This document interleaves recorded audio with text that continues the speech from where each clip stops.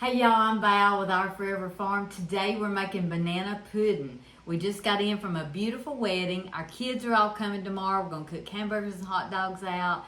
And I have these bananas that I need to get something done with. I've got a few vanilla wafers. I'm going to make my Grandma Cochran's old-fashioned banana pudding. So you're supposed to use a double boiler. I don't have one. So I've got a big pan of water sitting over here, and I'm gonna put my ingredients in this pan and set it down and make a double boiler. That's something I probably need to get one day. So the first thing I'm doing is adding half a cup of sugar to my pan. I'm gonna add 1/3 cup of all-purpose flour to my pan, and I'm gonna mix this up just a little bit to get the lumps out because I didn't sift it or anything. And then I'm going to add a dash of salt. Salt makes everything good. Now I'm using 4 egg yolks. I actually have 5 in here because my eggs are small. These are room temperature egg yolks, and I'm going to pour them in with 2 cups of milk. I'm going to mix this all together in the pan.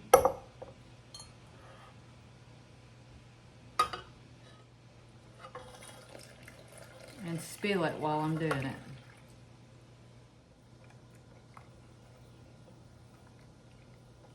So I'm pretending this is a double boiler, and just so happens this pan fits just perfect down in here. So I'm just stirring this up. Now I still see lumps in here, and I'm going to stir this until this custard, and that's what we're making, is a vanilla custard, until it starts to thicken.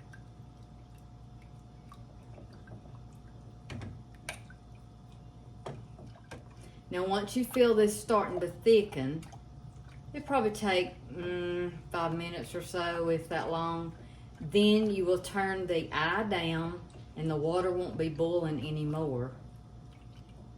And we'll simmer it for just a few minutes. So we're making a pudding or a custard is what we're doing. Now until this starts thickening, you want to constantly stir this. Do not walk away from this, and constantly stir it. You don't want it sticking to the bottom. I can already tell it's starting to thicken up.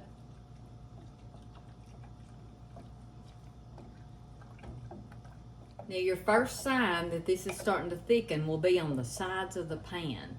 And you can see how I'm scraping the sides of the pan. It's actually reducing and getting thicker. But you want to make sure and keep it stirred on the bottom. You don't want it to burn or scorch. So mine is beginning to get thicker. I don't know if you can see that or not. I can really tell it is. So I'm going to turn my eye down, just down on low, and I'm going to keep stirring this. It's really becoming thick now. And you can actually leave this sitting here for a few minutes and just stir it every once in a while. You'll leave it in this pan for 3 to 5 minutes while it's finishing thickening. So just make sure it's not sticking to the bottom, which in a double boiler it shouldn't.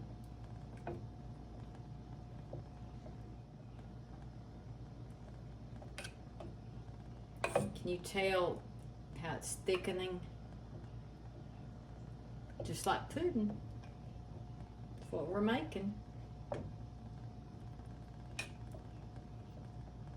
So I've took it off the eye, and you can tell now it's a vanilla pudding.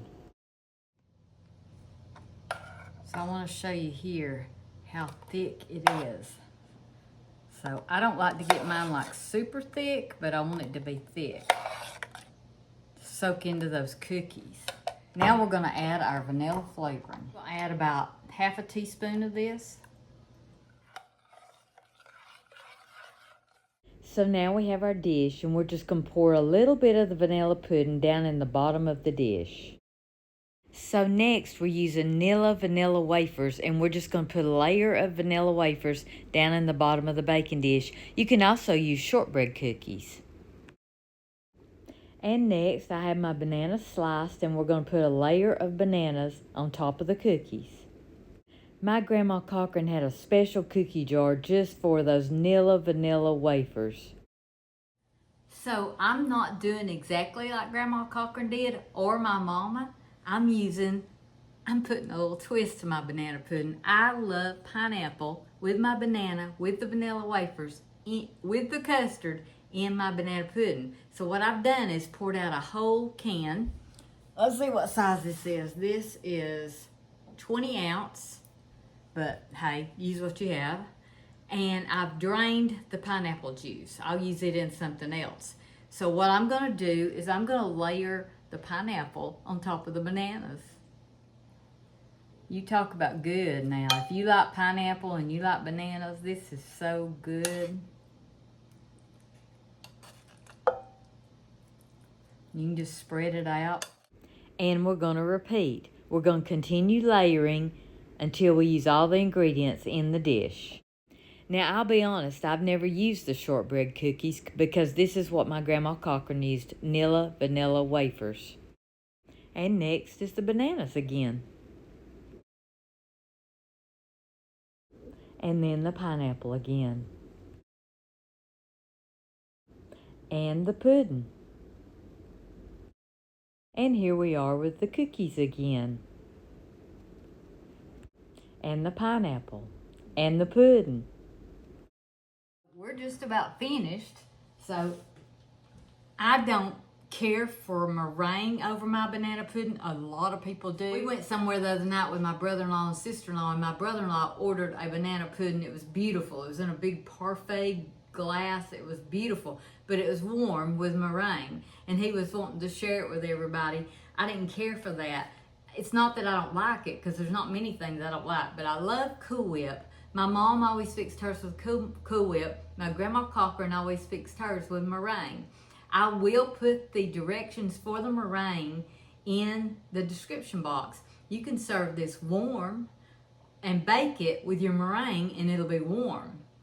Or you can put Cool Whip on it like I am and put it in the refrigerator, make it a head. That's what I'm doing for tomorrow, along with some other things, and it's done. So my Cool Whip, I keep my Cool Whip in the freezer, and I always have a couple of containers of it. Sweet Hunter brought me one. I hope that's enough. And all I'm doing is just going to cover this. It's still a little bit frozen.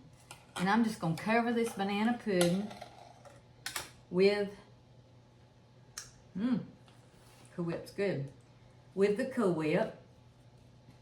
Now you can put another layer of cookies if you have enough. We've been eating these vanilla wafers, so I didn't quite have enough, and I wanted some for the top. If your Cool Whip is not frozen, it's very easy to spread, like it is down here at the bottom. So, and you just spread it over however you want to do it. And I just try to cover it all.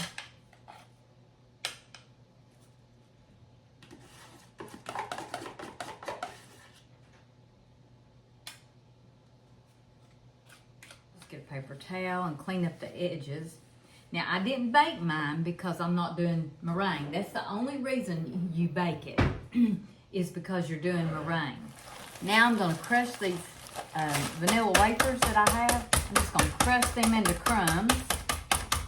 You could put the whole vanilla wafers around the edges to make it fancy. You can do anything you want.